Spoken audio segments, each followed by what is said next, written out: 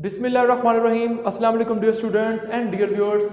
जैसा कि आप जानते हैं कि हमने ऑनलाइन क्लासेस का आगाज़ किया हुआ है और स्टूडेंट्स फर्स्ट ईयर की फिजिक्स का चैप्टर नंबर 3 हमने प्रॉपर स्टार्ट कर रखा है।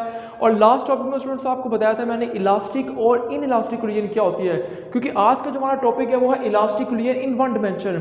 तो students elastic collision in one dimension topic को समझने से पहले हमारे लिए जानना बहुत ज़रूरी है कि एक्चुअली में इलास्टिक कोलिजन होती क्या है, क्योंकि अगर आपको इलास्टिक कोलिजन का पता होगा तो हमारे लिए आज का टॉपिक समझना बहुत ज़्यादा ईजी है। तो आइए स्टूडेंट्स मैं आपको छोटा सा रीकैप दे देता हूँ अबाउट इलास्टिक कोलिजन। तो इलास्टिक कोलिजन एक्चुअली में क्या होती है?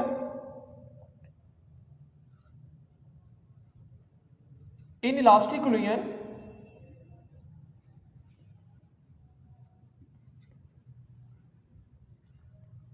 there is no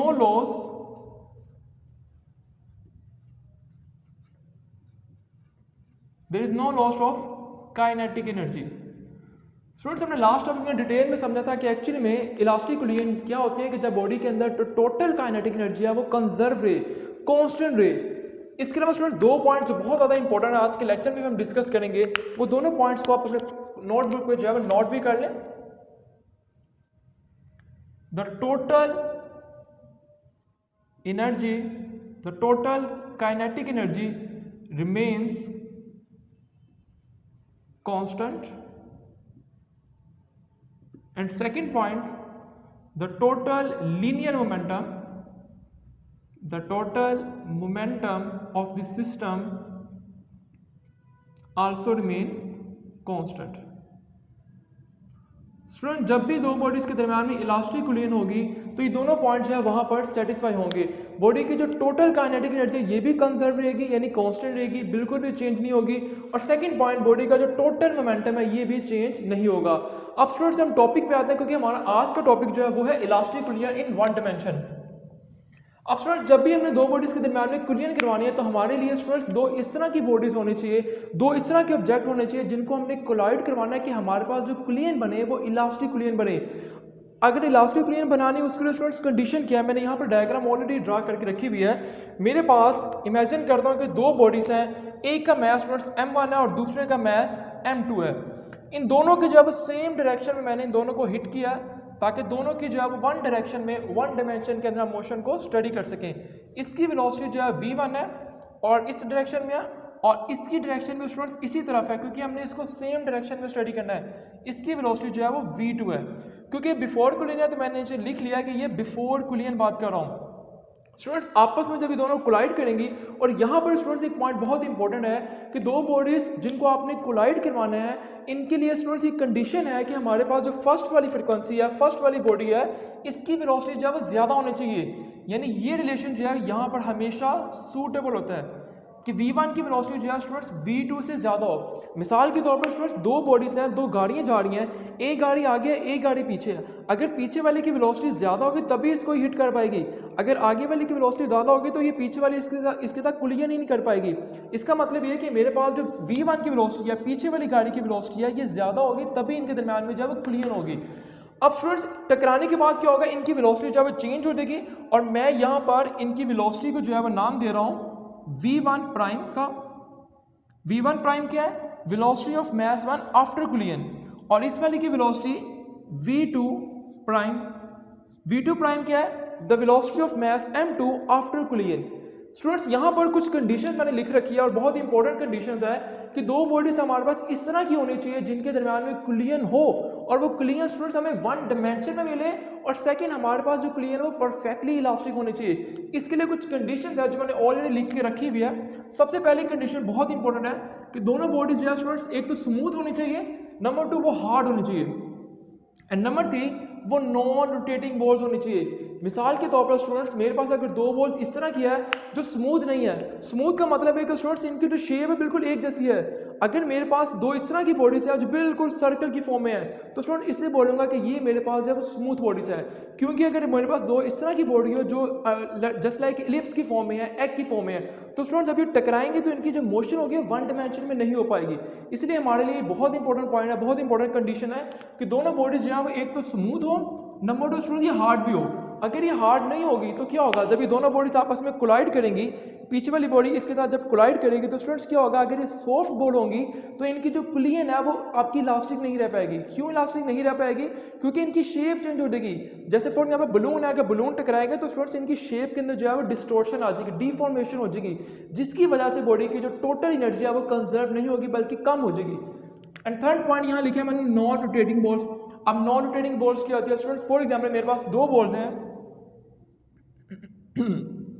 पीछे वाली बॉल जिसकी वेलोसिटी v1 है, आगे वाली बॉल जिसकी वेलोसिटी v2 है। स्टूडेंट जब पीछे वाली बॉल इसको हिट करेगी, अगर ये बॉल रोटेट करते हुए आगे जाए, अगर ये बॉडी सेकंड बॉडी जिसका मास m2 है, स्टूडेंट जो फर्स्ट वाली बॉडी है जिसका मास m1 है, जब ये अपनी वेलोसिटी v1 के साथ आगे वाली बॉडी को हिट करेगी, और अगर ये बॉडी नॉन रोटेटिंग नहीं है, अगर रोटेटिंग है तो क्या होगा, ये बॉडी रोटेट करते हुए आगे जाएगी। जब ये रोटेट करते हुए आगे जाएगी तो इसका मतलब है कि स्टूडेंट इसने कुछ अपनी एनर्जी जो है वो जाया कर दिया इन रोटेटिंग, क्योंकि रोटेट करने में इसकी जो कुछ एनर्जी है वो जाया होगी, और बोलेंगे बॉडी की जो टोटल एनर्जी है वो कंजर्व नहीं रहेगी, एक जैसी नहीं रहेगी। इसलिए हमने ऐसी बॉडीज लेनी है जो कि नॉन रोटेटिंग हो। जैसे स्टूडेंट्स हमारे पास एक बेस्ट एग्जांपल है, वो है स्टील की बॉल। अक्सर बुक्स के अंदर एक एग्जांपल लिखी हुई है जो कि बताई जाती है बिलियर्ड्स बॉल की। स्टूडेंट्स अगर दो बिलियर्ड बॉल है, बिलियर्ड गेम जो है उसमें दो बॉल्स अगर आपस में हिट करेंगे तो आप देखेंगे कि आगे वाली बॉल्स या पीछे वाली बॉल्स कुछ ना कुछ रोटेट करती हुई आगे जाएगी, जो कि इसकी बेस्ट एग्जांपल नहीं है। इसकी बेस्ट एग्जांपल स्टूडेंट्स हमारे पास क्या है, स्टील की बॉल्स। स्टूडेंट्स आपने देखा होगा कि हमारे पास जो स्टील्स की बॉल्स हैं, जब ये पीछे वाली बॉल आगे वाली बॉल को हिट करती है, कोलाइड करती है, तो आगे वाली बॉल कुछ डिस्टेंस कवर करती है बट रोटेट नहीं करती। इसने हिट किया, ये बिल्कुल सीधी आगे जाएगी। पीछे वाली बॉडी ने इसको हिट किया तो स्टूडेंट्स बिल्कुल सीधी मोशन में जाएगी, बिल्कुल एक ही डायरेक्शन में जाएगी, ये रोटेट करती हुई आगे नहीं जाएगी। तो हमारे लिए पहली कंडीशन क्या थी, दोनों बॉडीज जो है वो स्मूथ होनी चाहिए। नंबर 2 कंडीशन क्या है, दोनों बॉडीज जो है वो हार्ड बॉल की फॉर्म में होनी चाहिए। नंबर 3 नॉन रोटेटिंग बॉल्स होनी चाहिए, इनके मैसेज जो है वो m1 m2 है और वेलोसिटी जो है v1 v2 है बिफोर कोलिजन। अब यहाँ पर एक बहुत इंपॉर्टेंट मैंने एक और पॉइंट लिखा हुआ है जो कि है सेम लाइन। स्टूडेंट्स याद रखिएगा, हमने यहाँ पर जो चीज कैलकुलेट करनी है वो करनी है कि वन डायमेंशन में मोशन कैसी होती है।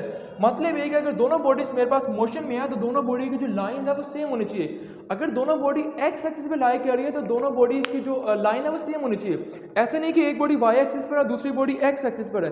अगर ऐसा होगा तो ये हमारे पास जो है वो सेम लाइन पर सेम डायरेक्शन शो नहीं करेगी। तो आइए स्टूडेंट्स इसकी डेरिवेशन को स्टार्ट करते हैं।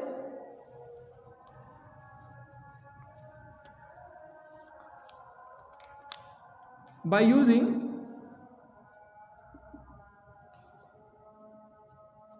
law of conservation of momentum,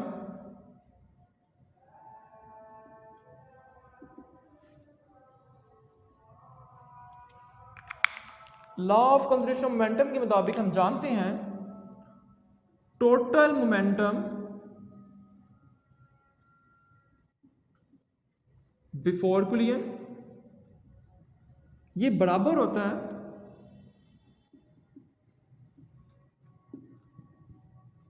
total momentum after collision. ये हमने लास्ट टॉपिक के अंदर इस चीज को ड्राइव कर लिया था। यहां पर जैसे हम इसका फार्मूला यूज करेंगे, अब यहां पर जो टोटल मोमेंटम होगा बिफोर कोलिजन दोनों बॉडीज का वो हम यहां पर लिख लेते हैं ताकि हम रिलेशन को ड्राइव कर सकें। m1 v1 फर्स्ट बॉडी का momentum, m2 v2 second body का मोमेंटम बिफोर कोलिजन। इन दोनों का चूंकि हमें टोटल लिखना है तो हम प्लस कर लेते हैं यहां पर, is equal to total momentum after collision. First body का होगा m1 v1 प्राइम, क्योंकि मैंने ऑलरेडी बता दी कि v1 प्राइम एक्चुअली क्या है, velocity of first body after collision, plus m2 v2 prime.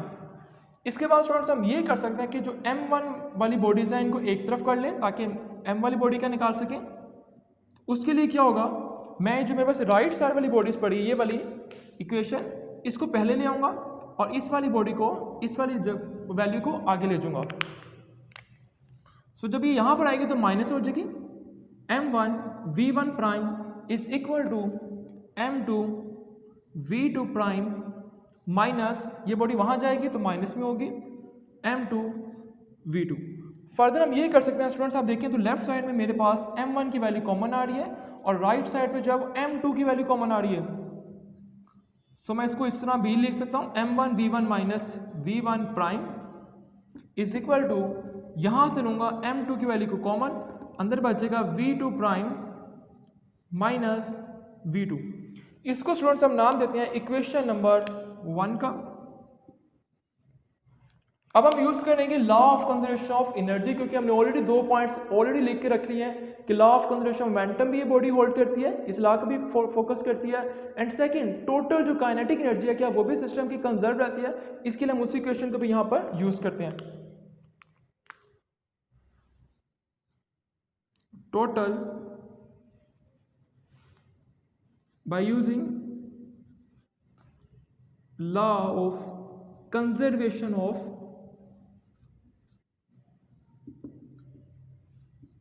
Energy या काइनेटिक एनर्जी।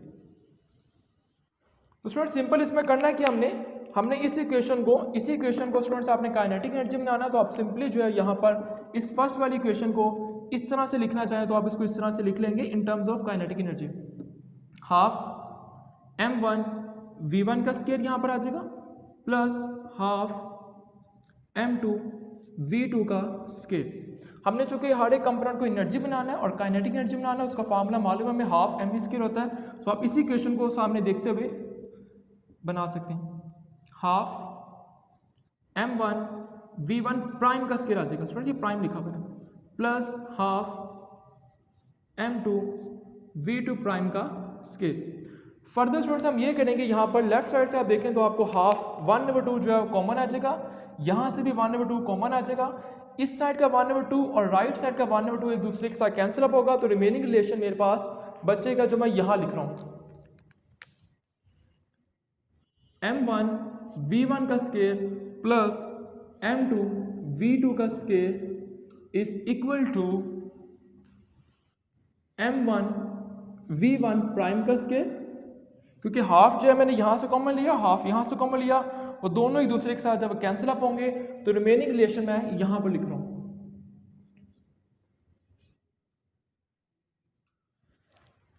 फर्दर स्टूडेंट्स हम ये कर सकते हैं कि m1 वैल्यू को एक तरफ कर लें, जैसे हमने पहले किया था इस इक्वेशन के अंदर, m1 वैल्यू को एक तरफ कर लें, यानी मैं ये कहना चाह रहा हूँ इस वाली वैल्यू को आप यहाँ ले उठा के और इस वाली वैल्यू को वहाँ ले जाएं। सो रिलेशन बन जाएगा m1 v1 का स्क्वायर, ये वैल्यू जब स्टूडेंट्स यहाँ पर जाएगी तो मैं डायरेक्ट लिख लेता हूँ क्योंकि कॉमन आ जाएगा यहाँ पर, v1 का स्क्वायर माइनस v1 प्राइम का स्क्वायर, बिल्कुल वैसे जैसे मैंने पिछली क्वेश्चन में सॉल्व किया। राइट साइड में जाएंगे तो m2 की वैल्यू मैं डायरेक्ट कॉमन लिख रहा हूँ और v2 का स्क्वायर v2 प्राइम का स्क्वायर माइनस ये वैल्यू वहाँ जाके कॉमन आ जाएगी, सो v2 का स्क्वायर। इसके बाद स्टूडेंट्स हम जानते हैं कि यहाँ पर मैथमेटिक्स का एक बहुत ही इंपॉर्टेंट बहुत ही सिंपल सा फार्मूला यूज होता है जो कि है a square minus b square का। तो अगर मैं फर्दर इसको लिखना चाहूँ तो मैं इसको स्टूडेंट्स इस तरह से भी लिख सकता हूँ, इन दोनों को प्लस कर लेंगे पहले एक बार a square minus b square के फार्मूले से और एक मरतबा इनको माइनस कर देंगे। In the same way right side में भी हम बिल्कुल ऐसे ही करेंगे, v2 prime plus v2 plus में आ जाएगा, in the same way v2 prime minus v2 minus में आ जाएगा। इसे स्टूडेंट्स हम नाम देते हैं इक्वेशन नंबर 2 का। तो बहुत सिंपल सा कॉन्सेप्ट है, बहुत सिंपल से स्टूडेंट इसके स्टेप्स हैं। हमने सबसे पहले जो है वो law of conservation of momentum को यूज किया, इसकी इक्वेशन आ गई, इसको हमने इक्वेशन 1 का नाम दिया। फिर हमने उसी तरह से law of conservation of kinetic energy वाले फार्मूले को यूज किया, इसकी इक्वेशन आ गई, इक्वेशन नंबर 2 का नाम दिया। अब स्टूडेंट्स हमने करना क्या है, अब हमने इन दोनों इक्वेशंस को डिवाइड करना है। Divide equation number 2 by equation number 1। हमने इन दोनों इक्वेशन को स्टूडेंट्स डिवाइड करना है और डिवाइड करवाने के लिए हमारे पास बेसिक सा रूल है कि लेफ्ट साइड को लेफ्ट साइड से डिवाइड करते हैं और राइट साइड को राइट साइड से हम डिवाइड करवाते हैं। तो जैसे मैं ये इक्वेशन लिखूंगा यहाँ पर तो आप देखिएगा जरा, v1 plus v1 prime v1 minus v1 prime, इसकी लेफ्ट साइड और इक्वेशन 1 की लेफ्ट साइड एक दूसरे के साथ डिवाइड अप होगी। सो m1 v1 minus v1 prime. Right side लिखूंगा इस इक्वेशन की,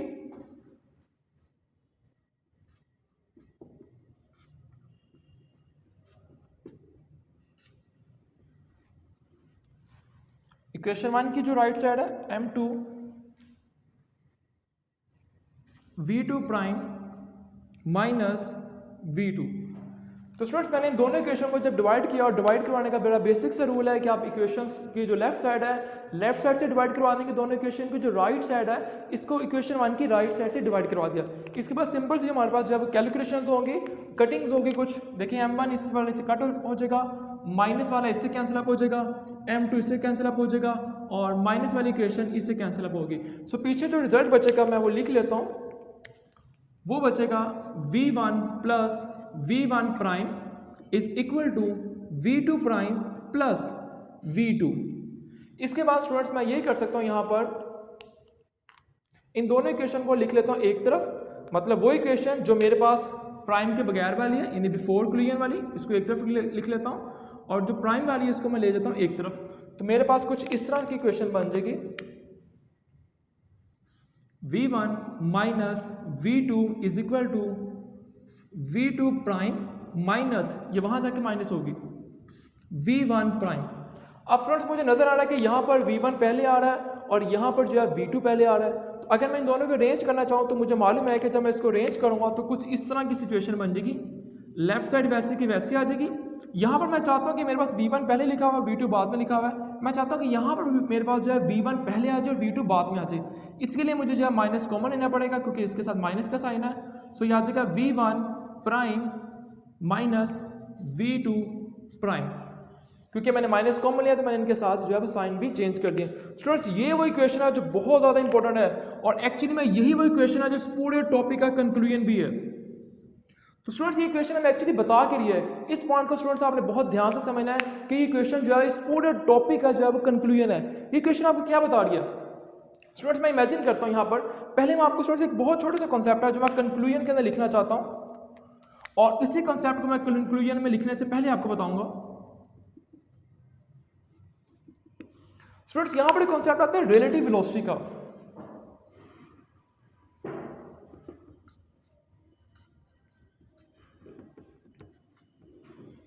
स्टूडेंट्स रिलेटिव वेलोसिटी क्या होती है? स्टूडेंट्स इमेजिन कर रहे हैं कि मैं जो है किसी जगह पे खड़ा हूँ और मेरे पास एक बहुत स्पीड से जो है गाड़ी आ रही है जो कि 100 किलोमीटर पर आवर्स की रफ्तार से मूव करके आ रही है। इमेजिन करने का स्टूडेंट्स मैं जो है अपनी जगह पे बिल्कुल रेस्ट में खड़ा हूँ, बिल्कुल स्ट्रेट खड़ा हूँ, और मेरे नज़दीक जो है वो 100 किलोमीटर पर आवर्स की रफ्तार से बहुत ही स्पीड से गाड़ी मूव करती हुई आ रही है।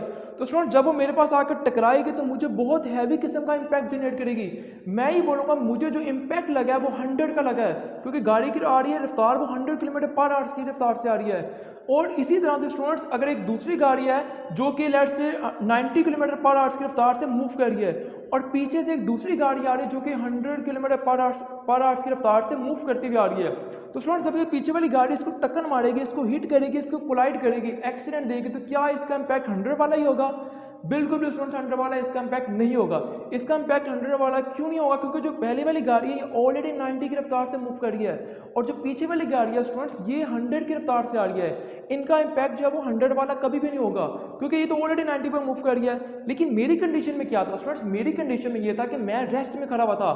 मैं जब रेस्ट में था तो मुझे 100 की रफ्तार से आकर उसने हिट किया, तो हम बेसिकली वहाँ पर इनकी रिलेटिव वेलोसिटी का लेते हैं डिफरेंस, यानी 0 मेरे पास थी, मेरी वेलोसिटी रेस्ट में थी, और जो बॉडी टक्कर मुझे मारी थी इसकी वेलोसिटी थी 100। हमने दोनों का सब्ट्रैक्शन किया तो मैंने बोला मुझे गाड़ी ने जो इम्पैक्ट जनरेट किया वो 100 का किया। लेकिन जब मैंने आपको दूसरी एग्जांपल दी, और दूसरे एग्जांपल में स्टूडेंट्स आपको मैंने ये बताया कि जो पहले वाली गाड़ी है ये 90 की रफ्तार से मूव कर रही है, और पीछे वाली गाड़ी 100 की रफ्तार से आके इसको हिट कर रही है, तो स्टूडेंट्स इस कंडीशन में ये 100 का इम्पैक्ट जनरेट नहीं करेगी, ये इम्पैक्ट जनरेट करेगी 10 का, क्योंकि ये ऑलरेडी 90 की रफ्तार से मूव कर रही है, ये वाली 100 की रफ्तार से मूव कर रही है। 100 माइनस 90 करेंगे तो 10 का इम्पैक्ट आएगा। तो एक्चुअली में स्टूडेंट्स ये इक्वेशन आपको यहाँ पर ये बता रही है, ये इक्वेशन आपको बता रही है दोनों वेलोसिटीज का डिफरेंस बिफोर कोलिजन, और ये बता रही है दोनों वेलोसिटी का डिफरेंस आफ्टर कोलिजन। मैं इस बात को स्टूडेंट्स आपको यहाँ पर एग्जांपल से कोट करता हूँ। स्टूडेंट्स इमेजिन करें कि मेरे पास ये जो बॉडी है m1 जिसका मास है, इसकी वेलोसिटी स्टूडेंट्स फॉर एग्जांपल 40 है। 40 किलोमीटर की रफ्तार से आ रही है। और ये वाली गाड़ी जो है स्टूडेंट्स इमेजिन कर रहे हैं कि इसकी जो स्पीड है मूव करने की वो 30 किलोमीटर पर आवर की रफ्तार से मूव कर रही है। अब स्टूडेंट्स क्या होगा जब पीछे वाली गाड़ी जो है इसके साथ आके कोलाइड करेगी, क्योंकि इसकी स्पीड ज़्यादा है, तो क्या होगी, क्या स्टूडेंट्स ये 40 की रफ्तार से इसको हिट करेगी? क्या इस गाड़ी पर जो इस वाली गाड़ी का इम्पैक्ट आएगा क्या वो 40 वाला आएगा? स्टूडेंट्स ये 40 वाला इम्पैक्ट नहीं आएगा, क्योंकि हमने डिफरेंस निकालना है। 40 माइनस 30 करेंगे तो इस गाड़ी पर जो हिटिंग पहुंचेगी, इस गाड़ी पर जो इम्पैक्ट आएगा स्टूडेंट्स वो 40 वाला नहीं आएगा, वो 10 वाला आएगा। 10 वाला क्यों आएगा? क्योंकि ऑलरेडी 30 की रफ्तार से मूव कर रही है। तो एक्चुअली में यहाँ पर ये इक्वेशन आपको ये बता रही है। इसके बाद स्टूडेंट्स क्या होगा, इसके बाद ये होगा, क्योंकि लॉ भी हमें ये बताता है कि जो एनर्जी है एक्चुअली में वो कंजर्व तो होगी, बट वो जितनी एनर्जी है उतनी ही कंजर्व होगी, ज़ाया बिल्कुल नहीं होगी। तो क्या होगा स्टूडेंट्स, ये वाली जो बॉडी है अपनी सारी एनर्जी इसको ट्रांसफर कर देगी। अब क्या होगा, ये नीचे वाली आफ्टर कुलियन क्या होगा, इसकी स्पीड हो जाएगी ज़्यादा, अब ये 40 की बन जाएगी और ये बन जाएगी 30 की। अब अगर हम डिफरेंस निकालते हैं आफ्टर कुलियन तो 30 माइनस 40 करेंगे तो -10 आएगा। तो एक्चुअली में आप देखें तो स्टूडेंट दोनों की मैग्नीट्यूड सेम है, इन दोनों की मैग्नीट्यूड सेम है, लेकिन दोनों की डायरेक्शन ऑपोजिट है। इसलिए स्टूडेंट्स यहाँ पर हमारे पास जो माइनस का साइन है ये इंडिकेट कर रहा है कि इन दोनों की जो मैग्नीट्यूड होगी रिलेटिव वेलोसिटीज की वो सेम होगी, बट इनकी डायरेक्शन ऑपोजिट होगी। तो हम कंक्लूजन में क्या लिखेंगे स्टूडेंट्स, इस वाले जो लिखी हुई है फर्स्ट वाला हिस्सा मेरे पास ये वाला, इसको स्टूडेंट्स हम बोलते हैं रिलेटिव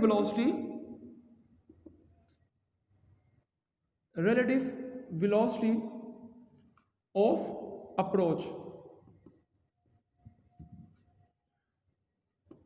स्टूडेंट्स यहां पर मैं ये भी लिख सकता हूं रिलेटिव वेलोसिटी बिफोर कुलियन, क्योंकि बिफोर कुलियन की बात कर रहा हूं, लेकिन ज्यादा बेटर वर्ड है कि यहां पर अप्रोच का वर्ड यूज करूं। अप्रोच का वर्ड इसलिए यूज करूंगा क्योंकि जो पीछे वाली गाड़ी है ये आगे वाली गाड़ी को अप्रोच कर रही है, पीछे वाला ऑब्जेक्ट आगे वाले ऑब्जेक्ट को अप्रोच कर रहा है। और इस वाले जो राइट साइड में लिखी है ये वाली बात, इसको हम स्टूडेंट्स लिखते हैं relative velocity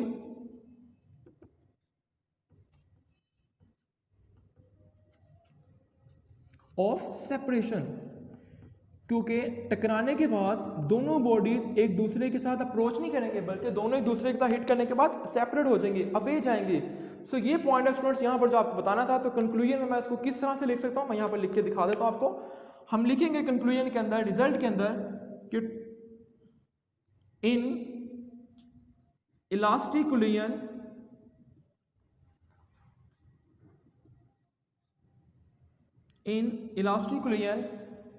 the relative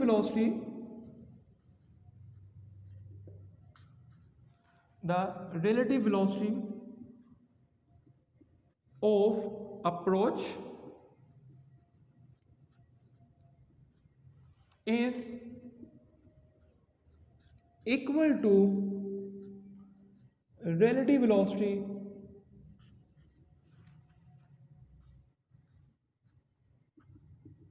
of separation